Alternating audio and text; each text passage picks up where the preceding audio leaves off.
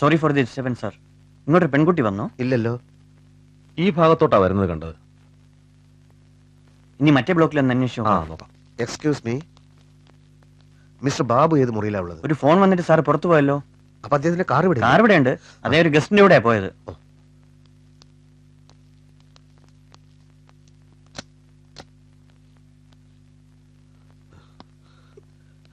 സത്യം പറയണം, കുട്ടി എന്ത് കുഴപ്പം കാണിച്ചിട്ടാ ഇങ്ങോട്ട് വന്നത്? അയ്യോ, ഞാനൊരു കുഴപ്പവും കാണിച്ചിട്ടില്ല. Mother promise. പിന്നെ എന്താണ് പ്രശ്നം? അത്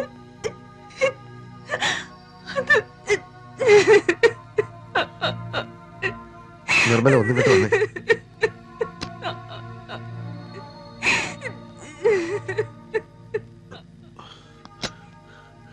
നിർമ്മല പറ, നമ്മൾ എന്താ ചെയ്യേണ്ടത്? എന്നോടാണ് ചോദിക്കണേ? ഒരു പരിചയമില്ലാത്ത സ്ഥലത്ത് വിളിച്ചോണ്ട് വന്നിട്ട് എന്തൊക്കെ ഇവിടെ നടക്കണേ? പരസ്പരം കുറ്റപ്പെടുത്താനുള്ള സമയമല്ല ഇത്. അവന്മാര് വീണ്ടും വന്ന് ആ കുട്ടിയെ നമ്മുടെ മുറിയിൽ വെച്ച് കണ്ടുപിടിച്ചാൽ അത് നമുക്കും ആപത്താണ്. എവിടെ മാഷ്ടെ ഫ്രണ്ട് ആ ബാബു? ബാബുവിനെ വിളിച്ചു വരുത്താനൊന്നും സമയമില്ല. നമ്മൾ തീരുമാനിക്കണം. ഒന്നുകിൽ ആ കുട്ടിയെ വഴിയിൽ എവിടെയെങ്കിലും ഇറക്കി വിടാം, അല്ലെങ്കിൽ നമ്മൾ തനിച്ചങ്ങ് പോകും എന്ന് പറഞ്ഞ ഒരു പെൺകുട്ടി ഈ അവസ്ഥയെ കണ്ടിട്ട് റെയിൽവേ സ്റ്റേഷനിൽ വിട്ടാ മതി എന്നാ പറയണേ. എങ്കിൽ ആലോചിച്ച് നിൽക്കാൻ സമയമില്ല. ആ കുട്ടിയെ വിളിക്കൂ.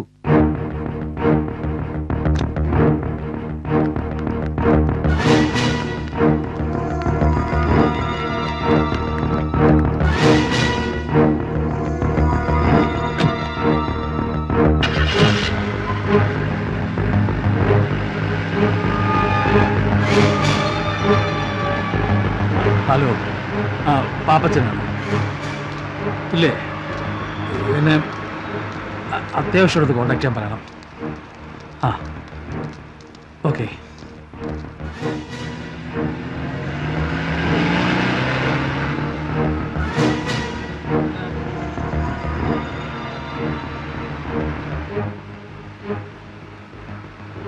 എന്താ ഫാദറുമായിട്ട് പ്രശ്നം?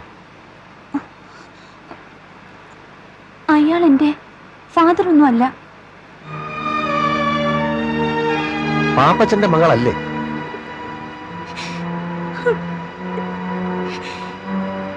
അല്ല, അയാൾ എന്റെ ഫാദറിന്റെ വളരെ അടുത്ത കൂട്ടുകാരനായിരുന്നു.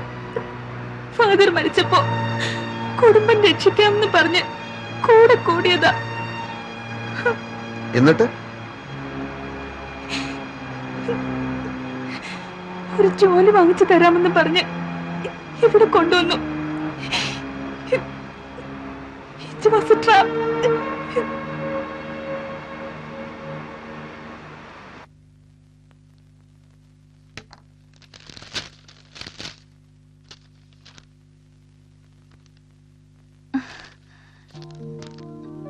Thank you, sir. Thank you so much. Okay. Best of luck. Good night, sir. Good night.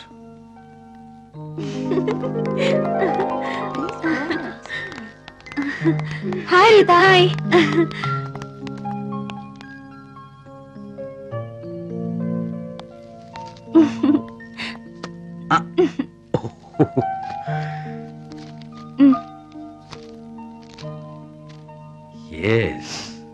Chaudhary ഇത് ചെയ്യുമെന്ന് എനിക്കറിയാമായിരുന്നു, പക്ഷെ ഇത്ര പെട്ടെന്ന് വിചാരിച്ചില്ല. ഇതൊന്നും എന്റെ മിടുക്കല്ല കേട്ടോ. നീയും നിന്റെ ഇന്നത്തെ പെർഫോമൻസും അയാളെ അത്രയ്ക്ക് ഇംപ്രസ് ചെയ്തു. രക്ഷപ്പെട്ടില്ലേ മോളെ. ഇനിയിപ്പോ അമ്മച്ചി അനിയത്തിയും ബോംബെയിൽ നിന്റെ കൂടെ ഒന്ന് താമസിച്ചോട്ടെ അല്ലേ? Papa? Yes. What should I do for you? Say whatever you like. ഞാൻ പറയുന്നത് എന്ത് നീ ചെയ്യൂ? എന്തും. നിനക്ക് വിവരമുണ്ട്. പാപ്പയ്ക്ക് വേണ്ടി നീ ഒന്നും ചെയ്യണ്ട. പക്ഷേ ചൗധരിയോട് നിനക്ക് കടപ്പാടുണ്ട്. കടങ്ങളൊന്നും ബാക്കി വെക്കരുത്. അയാൾ നിന്റെ കയ്യിലായാൽ പിന്നെ നിനക്ക് തിരിഞ്ഞു നോക്കേണ്ടി വരില്ല. He's mad after you. മനസ്സിലായില്ലേ ഞാൻ പറഞ്ഞത്? ഇല്ല. വേറൊന്നും വേണ്ട. You just go there and give him A nice company. ഇപ്പോഴാണെങ്കിൽ ഒരു സൗകര്യമുണ്ട്. ചൗധരി നല്ല ഫിറ്റാ. നിന്റെ കൈ കൊണ്ട് ഒരു 2 ലാർജ് ഒഴിച്ചങ്ങോട്ട് കൊടുത്താൽ അയാൾ പടിയാവും. പിന്നെ നേരം വെളുത്ത് എന്ത് പറഞ്ഞാലും അയാൾ വിശ്വസിച്ചോളും.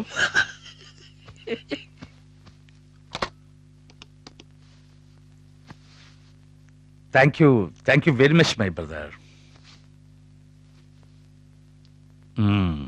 Yes, yes means yes. Hey, no. Today, now itself, night is still young, man. Okay.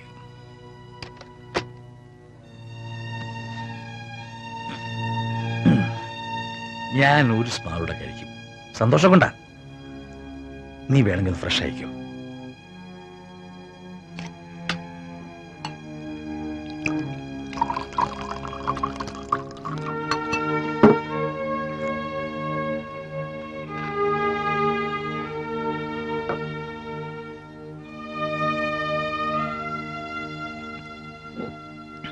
എന്താ? എനിക്ക് വീട്ടിൽ പോണെന്ന് തോന്നുന്നു. ശരി, കാര്യം സാധിച്ചു കിട്ടിയല്ലോ.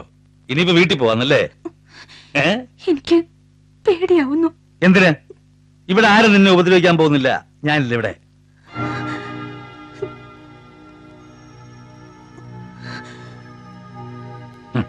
മോളെ, എന്തെങ്കിലും നഷ്ടപ്പെടുത്താതെ ഇക്കാലത്ത് ഒന്നും നേടാൻ പറ്റില്ല.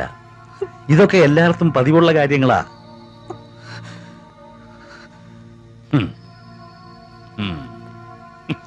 8ാം ക്ലാസ്സിൽ പഠിക്കുമ്പോ നാട് വിട്ടവനാ ഞാൻ. എനിക്ക് വേണ്ടി ആരും ഒന്നും സമ്പാദിച്ചു വെച്ചിട്ടില്ലായിരുന്നു. I am a self made man. വലിയവന്മാരുടെ ബലവും ബലഹീനതയും ഒക്കെ ഈ പാപ്പച്ചന് നന്നായിട്ട് അറിയാം. ഞാൻ അയാളെ വിളിച്ച് പറഞ്ഞു കഴിഞ്ഞു, ഇനി ഒരുമാതിരി ഇല്ലാ കുഞ്ഞു കളിക്കരുത് പറഞ്ഞേക്കാം. Papaji. Yeah. How long I have been waiting impatiently, my dear. Bye. What about a smile? With pleasure. No problem. It's okay. Come.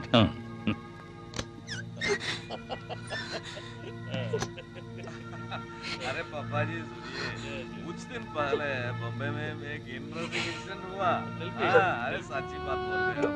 I was staying in my regular hotel. तब अपना आदमी आया. The gay fool साहब. I know.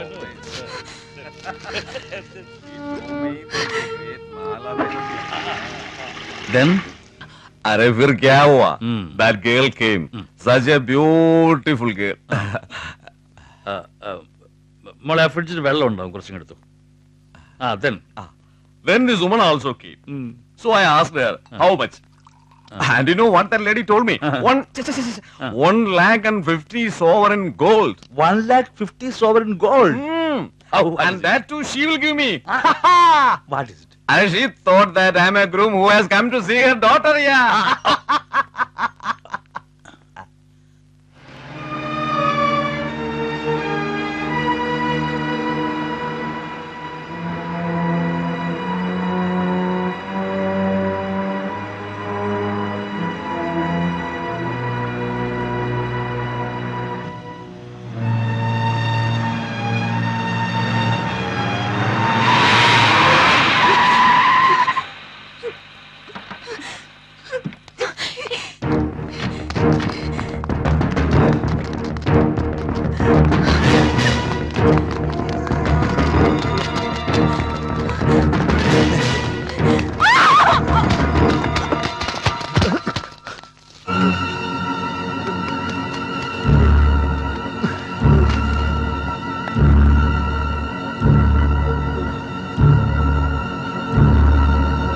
പോലീസുകാർ മണ്ടന്മാരായതുകൊണ്ട് നിങ്ങൾ രണ്ടാളും പറഞ്ഞ എല്ലാ കാര്യങ്ങളും ഞങ്ങൾ വിശ്വസിക്കാം.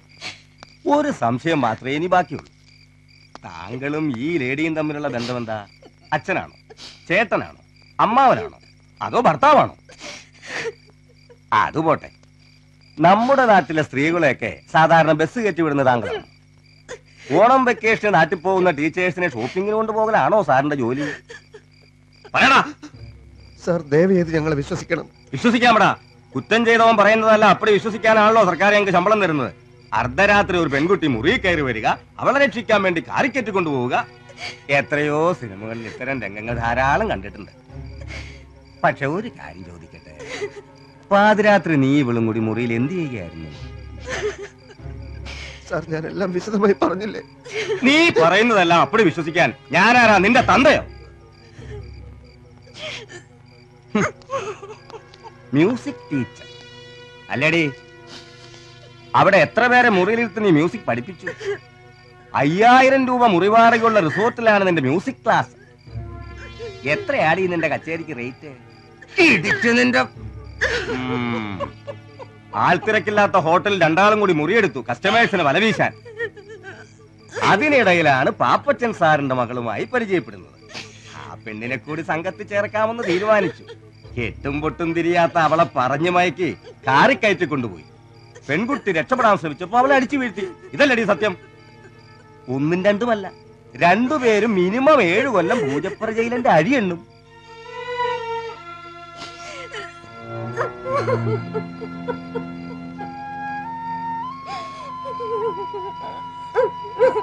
എനിക്കിപ്പോഴും മനസ്സിലാവുന്നില്ല.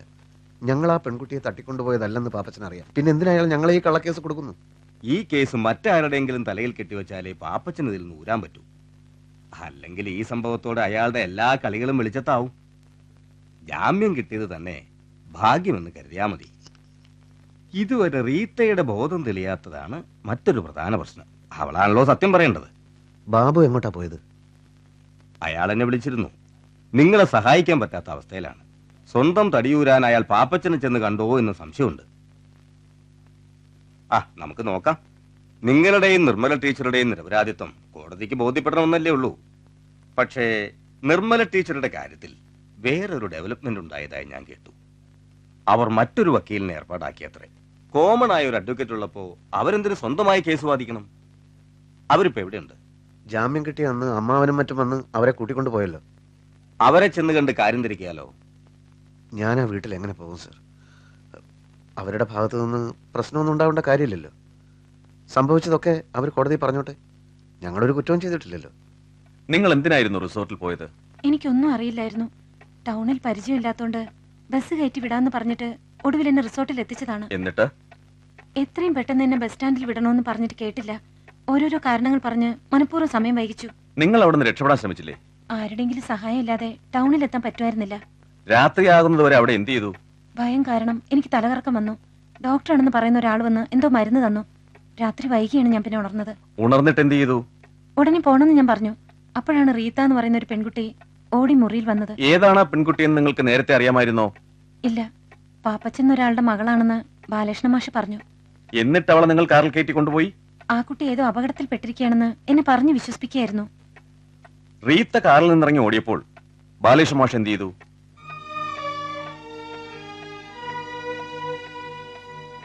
പറയൂ. ആ കുട്ടിയുടെ പുറകെ ഓടി. അപ്പോൾ ഈ കേസിൽ നിങ്ങൾ തീർത്തും നിരപരാധിയാണെന്നാണോ പറയുന്നത്? അതെ, എന്നെ ചതിക്കുകയായിരുന്നു. ഞാൻ ആവശ്യപ്പെടാതെ എന്നെ ബസ് കയറ്റി വിടാമെന്നും പറഞ്ഞു കൂടെ വന്നു. നിർബന്ധിച്ച് റിസോർട്ടിൽ കൊണ്ടുപോയി. അപ്പോൾ ബാലകൃഷ്ണൻ മാസ്റ്റർ മുൻകൂട്ടി ആസൂത്രണം ചെയ്ത് നിങ്ങളെയും ആ പെൺകുട്ടിയെയും ചതിക്കാൻ ശ്രമിച്ചു എന്നാണോ?